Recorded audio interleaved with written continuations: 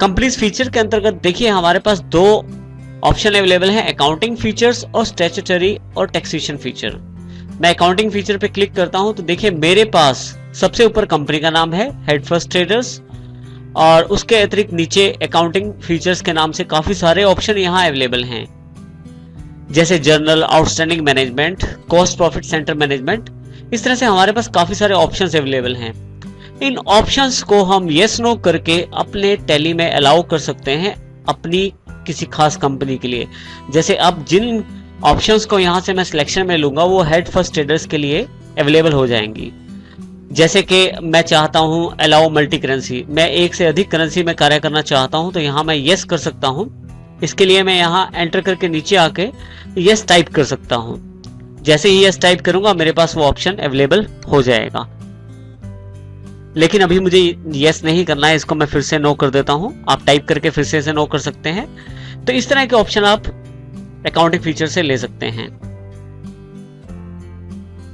जो दूसरा मेन्यू हमारे पास अवेलेबल था स्टैट्यूटरी एंड टैक्सेशन के रूप में, उस पे जाने के लिए देखिए यहाँ पे नीचे शॉर्टकट अवेलेबल है F3, इसका प्रयोग कर सकते हैं, और यहाँ पे बटन भी अवेलेबल हो गया है।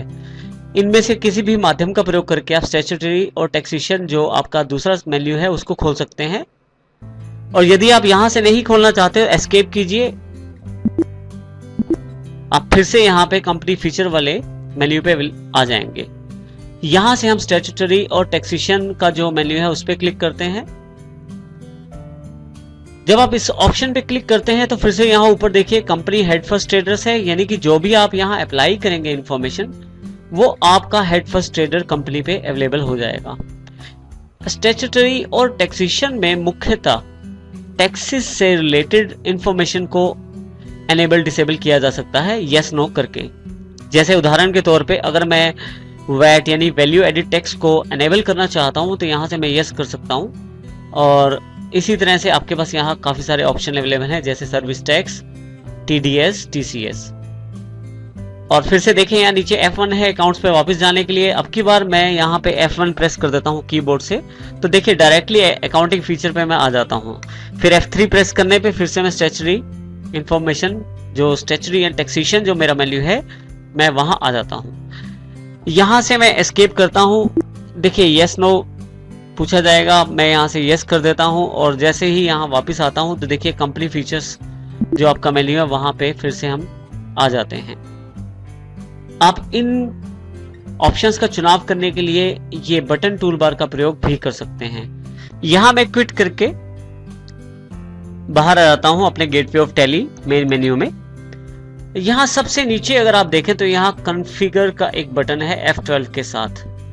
देखिए फीचर्स और कॉन्फ़िगर दोनों में ऑप्शंस अवेलेबल हैं टैली में, बहुत इंपॉर्टेंट। लेकिन इसमें ध्यान रखने वाली बात यह है कि फीचर्स जो यानी कि F11 वाले जो ऑप्शन, फीचर वाले जो ऑप्शन अवेलेबल रहते हैं वो कंपनी टू कंपनी चेंज हो सकते हैं। इसका अर्थ ये हुआ कि आप एक कंपनी के लिए वो फीचर अलग रख सकते हैं और दूसरे के लिए फिर से उनको बदल सकते हैं। लेकिन जो कॉन्फ़िगर यानी कि F12 वाला जो ऑप्शन है कॉन्फ़िगर, यदि आप उस पर क्लिक करें तो ये कॉन्फ़िगरेशन जो है ये पूरी टैली पे एप्लीकेबल रहती है। देखिए कॉन्फ़िगरेशन में बेसिकली जो एक जनरल सेटिंग्स होती हैं टैली से रिलेटेड, वो सारी सेटिंग्स आपके पास अवेलेबल हो जाती हैं। कॉन्फ़िगरेशन के अंतर्गत जो पहली ऑप्शन हमारे पास अवेलेबल है वो है जनरल के रूप में। यदि आप इस पे क्लिक करें तो इस रिलेटेड काफी सारे ऑप्शन आपके पास खुल जाएंगे। जैसे कंट्री डिटेल्स में आप कंट्री को चेंज कर सकते हैं, जहां जैसे यहाँ मैं इंडिया की जगह इंटरनेशनल भी ले सकता हूँ। इस तरह से यहाँ थोड़ा सा नीचे अगर आप आए तो स्टाइल ऑफ डेट को चेंज कर सकते हैं। पहले मैं यहाँ इंडिया पे सिलेक्ट करके एंटर कर देता हूँ। इसी तरह से देखिए आप एंटर करते आएंगे, थोड़ा सा नीचे आए तो स्टाइल ऑफ डेट भी आप चुन सकते हैं, जिसमें डेट और मंथ या ईयर जो चाहें आप उस तरीके से फॉर्मेट सेट कर सकते हैं। इसके अतिरिक्त आप यहाँ से एस्केप करता हूँ, यहाँ से मैं दूसरा ऑप्शन जो इसमें अवेलेबल है कॉन्फ़िगरेशन में न्यूमेरिक सिंबल्स के रूप में, जिसमें मुख्यतः आप सिंबल सेट कर सकते हैं पॉजिटिव या नेगेटिव अमाउंट्स के लिए या डेबिट और क्रेडिट अमाउंट्स के लिए। इसके अतिरिक्त हमारे पास यहाँ अगर एस्केप करें फिर से वापस आए तो अकाउंट्स और इन्वेंट्री से रिलेटेड कॉन्फ़िगरेशन अवेलेबल है। यदि मैं यहाँ क्लिक करूं तो यहाँ हमारे पास मास्टर कॉन्फ़िगरेशन है, जिसमें LSs स्टोर करने हैं या नहीं करने, और इसी के साथ आप चाहते हैं कि अकाउंट मास्टर्स के अंतर्गत काफ़ी सारे ऑप्शन हैं, जैसे नोट्स लेजर अकाउंट के लिए आप चाहते हैं या नहीं चाहते। और इन्वेंट्री मास्टर्स में अगर आप नीचे आ जाएं तो अगर आपकी कंपनी ऐसी है जिसमें काफ़ी तरह का स्टॉक रखा जाता है तो आप स्टॉक आइटम का प्रयोग भी कर सकते हैं इसमें, और इसमें स्टॉक आइटम के साथ पार्ट नंबर का प्रयोग भी कर सकते हैं। अभी ये ऑप्शन नो है, यदि आप चाहें तो इसे यस कर सकते हैं। इसी तरह से उन आइटमों की आप डिस्क्रिप्शन भी स्टोर कर सकते हैं साथ में, तो इसके लिए आपको इन्वेंट्री मास्टर्स में आके इन ऑप्शन को यस करना पड़ेगा। यहां से मैं एस्केप कर लेता हूं। फिर से देखिए नेक्स्ट ऑप्शन जो है वाउचर एंट्री से रिलेटेड है। वाउचर एंट्री में यदि आप क्लिक करें तो यहाँ इसमें काफी सारे ऑप्शन है, जिसमें एक ऑप्शन है शो बिल वाइज डिटेल्स। आप चाहें तो अपनी कंपनी में बिल वाइज डिटेल्स यस कर सकते हैं या नो कर सकते हैं, और आपको डिटेल बिल वाइज मिल जाएगी यदि आप यस करते हैं इसे तो। इसी तरह से आप यहाँ पे use credit debit instead of to buy, आप चाहें तो क्रेडिट और डेबिट के स्थान पे टू बाय का प्रयोग कर सकते हैं एंट्री करते वक्त। इसी तरह से नीचे इन्वेंट्री वाउचर से रिलेटेड ऑप्शन है, जिसमें अगर आपके पास एक से ज्यादा गोडाउन है तो आप गोडाउन वाइज डिटेल चेक कर सकते हैं, जिसमें ऑलरेडी यस ऑप्शन है। और इसी तरह से अगर आपका बैलेंस जो है स्टॉक का नेगेटिव है तो उसके लिए भी टैली आपको वार्न करेगी।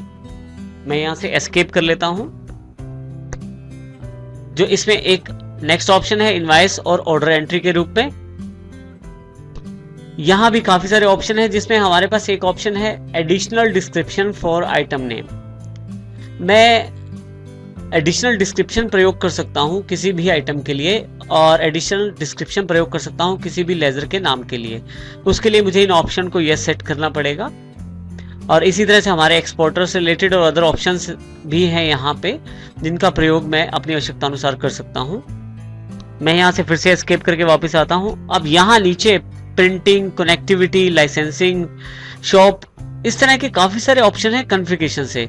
खास बात यह है कि इनकी जो सेटिंग्स हैं वो पूरी टैली पे अप्लाई रहते हैं। आपकी जो कंपनीज हैं उन सब पे ये ऑप्शंस एप्लीकेबल हो जाती हैं। यहां से एस्केप करके मैं मेन मेन्यू पे वापस आ जाता हूं।